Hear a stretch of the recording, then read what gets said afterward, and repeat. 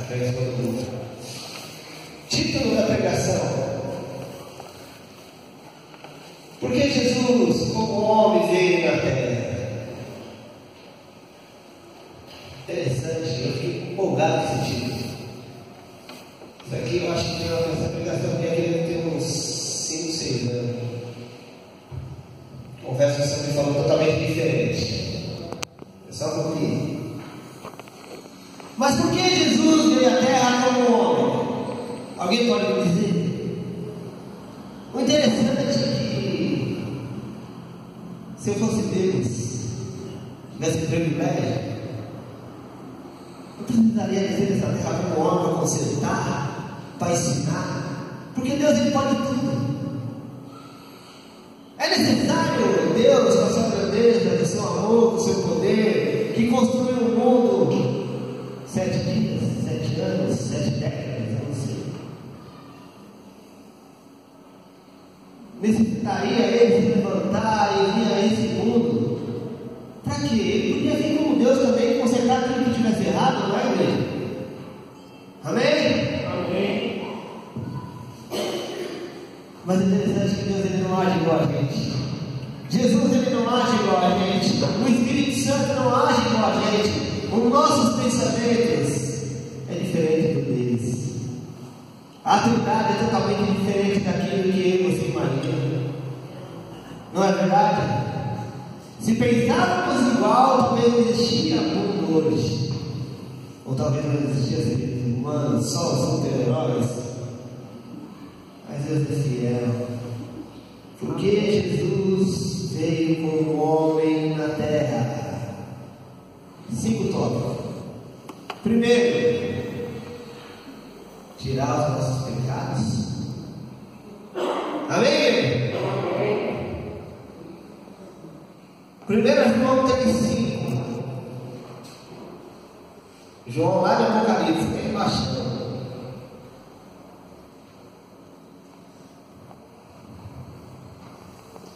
Então quer dizer que Jesus veio ao mundo para tirar os nossos pecados.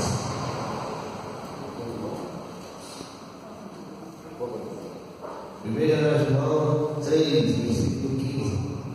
15 não, 5.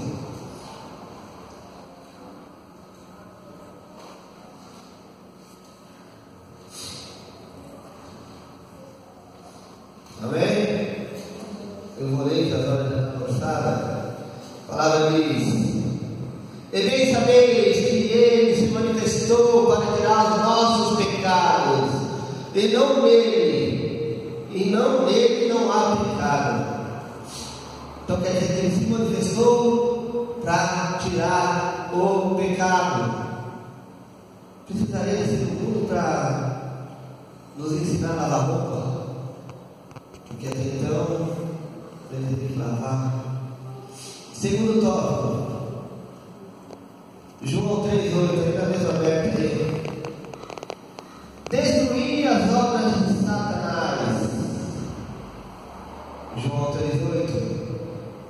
Quem comete pecado é do diabo, porque o diabo peca desde o princípio, para que isto o Filho de Deus se manifestou. Para isso o Filho de Deus se manifestou, para destruir as obras do diabo.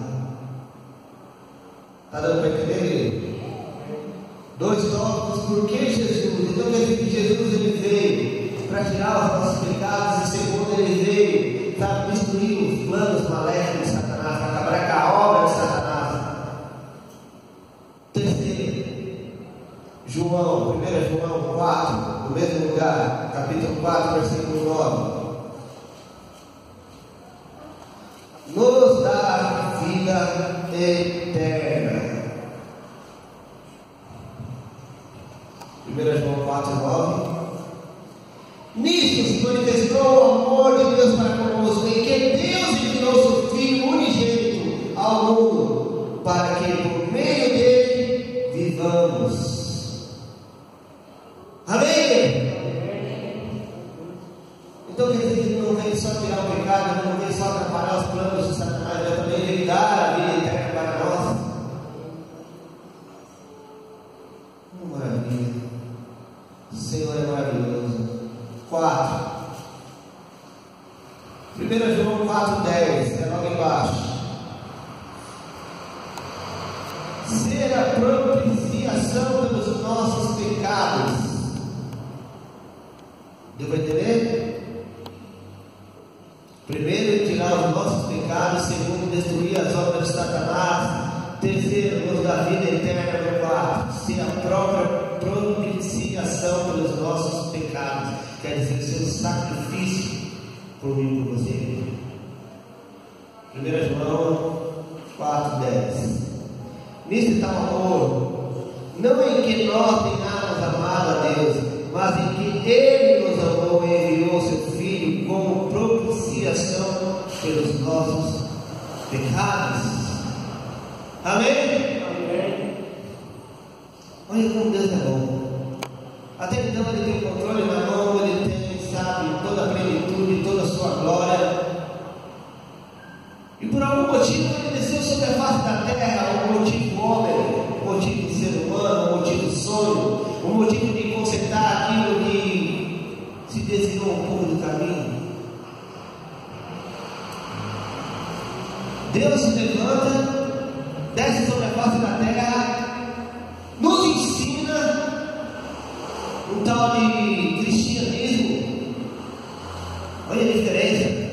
O próprio Deus se tornou carne, se manifestou em carne, passando como eu, como você, na humildade, sabe, andando ali passo a passo, conduzindo um povo rebelde, um povo que Ele podia, pela sua glória, estralar dele e acabar com aquilo ali e começar de novo, do zero. Mas pela sua misericórdia, Ele não veio só tirar os nossos pecados e dar uma chance para nós, também Ele veio também para atrapalhar os planos de Satanás, como foi falado, e também Ele veio para trazer salvação eterna. Olha que maravilha! E Ele também veio para dar a sua própria vida. Ele também veio ser o preço pago ali, ó, o preço que foi cobrado.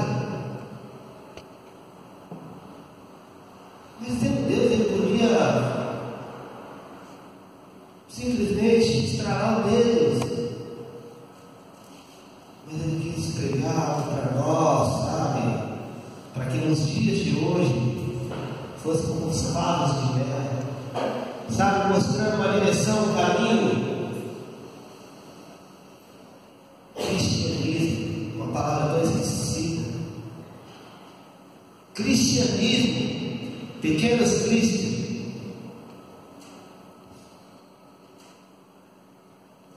Nossa, sabe, é tão diferente de religião, tão diferente de crente, tão diferente dos evangelhos pregados hoje. Porque a palavra fala que Ele mesmo desceu, Ele mesmo testificou, Ele mesmo ensinou e Ele mesmo viu que dava certo, que funcionava. Por isso chama boas novas. Ele está anunciando as boas novas, Ele está presenciando as boas novas, Ele está ensinando as boas novas e Ele está fazendo a obra no mundo. Amém. Meu Deus. Então quer dizer que o Novo Testamento é cheio dessa riqueza.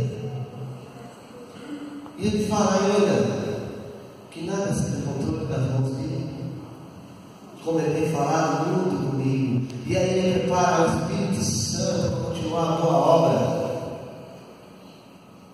Ela não parou. Jesus subiu, mas a obra não parou. E aí Ele pega Paulo e Barnabé e aí começa com a mesma autoridade, levando o cristianismo às nações, às vidas, ensinando, corrigindo, exortando ali, ó, é assim que deve andar. Talvez nós precisamos mais um pouco mais de Paulo e Barnabé nas nossas vidas também, sabe? Viver um cristianismo que é tão apagado, sabe? Tão pesado na balança, sabe? E esquecendo muitas vezes que o próprio Jesus, Ele se sacrificou por mim e por você. Tentando ensinar uma verdade para a gente que hoje em dia abafamos. O próprio Espírito Santo fala, opa, não é, sabe, por situações ou por obras humanas, não é feito pelo homem, para que o homem se glorifique. Não, isso é um trabalhar lá de cima, sabe? É um trabalhar tão simples, tão singelo, sabe? ele entra em vidas com a graça de Deus e ele fala: eu tenho misericórdia para vocês, eu tenho misericórdia para mim, eu tenho como entrar na sua casa e mudar a sua vida. Por isso não é feito pelas mãos do homem, como o homem acha que tem essa autoridade de manipular, de fazer o que ele acha que é bem entender do jeito que ele quer. O evangelho da graça, o cristianismo da graça é um cristianismo diferenciado porque ele produz resultado. Mesmo em coração duro, ele consegue ainda produzir sementes, ele consegue produzir vidas, ele consegue sarar a terra. O evangelho do próprio Senhor desceu para nos trazer salvação, nos mostrar o caminho. Um evangelho que foi, sabe, esgotado. Um cristianismo que foi um alto preço. E se você trazer um cristianismo para os dias de hoje, nós vamos fazer a mesma coisa. Será que Barrabás é melhor que Jesus? Porque Jesus, ele agita demais. Jesus, ele atrai multidões, ele mexe com o povo, ele prega uma coisa chamada cristianismo, que é algo que a gente não concorda, porque isso aqui todas as nossas razões faz a gente perder aquele controle, aquele domínio que nós temos. Por isso precisamos de Barrabás, porque Barrabás é mais importante, ele é igual a gente, ele anda com nós, ele erra com nós, ele tropeça com nós, sabe?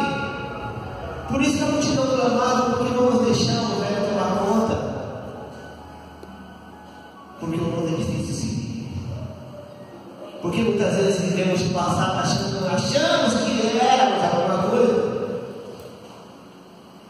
Sabe, aí você pega o dicionário, você vê o que é culto, e o culto fala falante em alguns dicionários. E hoje não é isso mesmo. Aí você pega a Wikipédia, aí ele fala que é um lugar onde se prega a palavra de Deus. Aí você vê os ministérios de louvores, sabe? Como se o louvor fosse a melhor coisa do mundo, que o louvor salvasse, que o louvor tocasse nos céus. Aí você pega aplicações maravilhosas e mirabolantes, sabe? Sobrenaturais, bons, e achamos que leva também a algum lugar. E aí pegamos também, sabe, sonhos e ilusões e a Maria Mágica e conduzimos o povo, achando que o povo tem que fazer a nossa vontade, porque senão ele não alcança nada. Sendo que o próprio Cristo falou, ele pregou, ele viveu, ele ensinou, e por que vamos criar atalhos? Caminhos que não levam a lugar nenhum. Um cristianismo barato e vendido, ou uma religião que a gente prega e não sabe o nome, porque de lá para cá mudou muito. Por isso que a igreja primitiva era diferente, ela conseguia, sabe, encontrar o seu próprio pecado. Quando o Espírito Santo se manifestasse na igreja, quando se manifestava, ainda existia um chamado temor de Deus. E não o ego, porque o ego cai no chão. Olha que diferença. Que diferença. Porque o meu louvor dentro de casa, ele não salva ninguém. Ele apacenta o meu coração e a minha alma, mas ele não serve para salvar. A minha posição no meu cargo também, no meu cargo crachá também, por mais que eu fale bonito, eu fale feio, não salva ninguém, porque eu sou falho. Por mais que eu tenha dinheiro, isso aí só vai comprar um pedaço de terra para você descer ao túmulo, porque também não salva ninguém. Não tem como salvar, porque é obras construídas pela mão do homem. São obras levantadas para que ele e você, sabe, se sinta satisfeito. Cria uma ilusão e corra atrás daquilo que a própria palavra fala que sem Cristo é impossível. Sem o cristianismo puro e verdadeiro é impossível respeitar o reino dos céus. Não adianta contar uma história bonita, porque você tem que o livro fica com você também. Não adianta eu falar que o meu perfume é melhor do que o pastor, porque também não é. Porque o que salva é o que entra dentro do nosso coração, acende essa lareira, sabe, ela traz para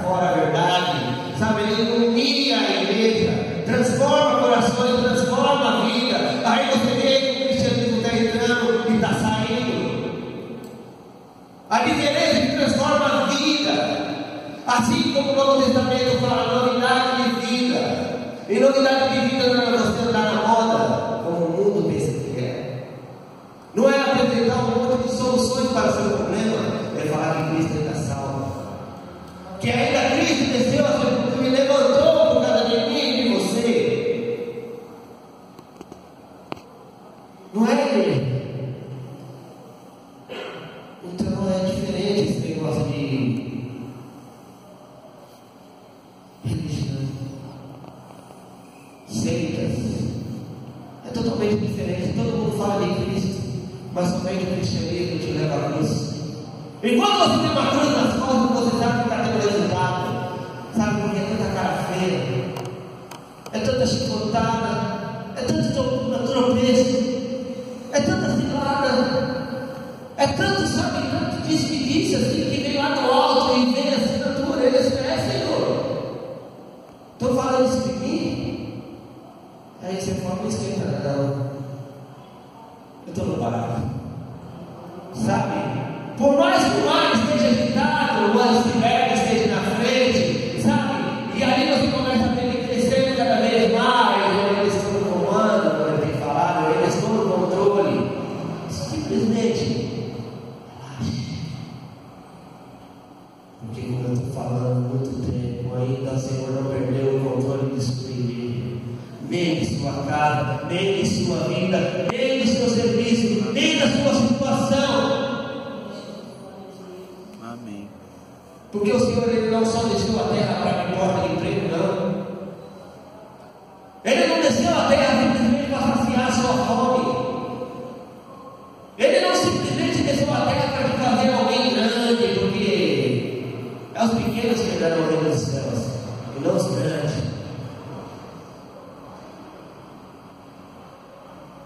Por mais que a gente tente enganar, sabe, o vizinho da lado, o vizinho do outro, sabe?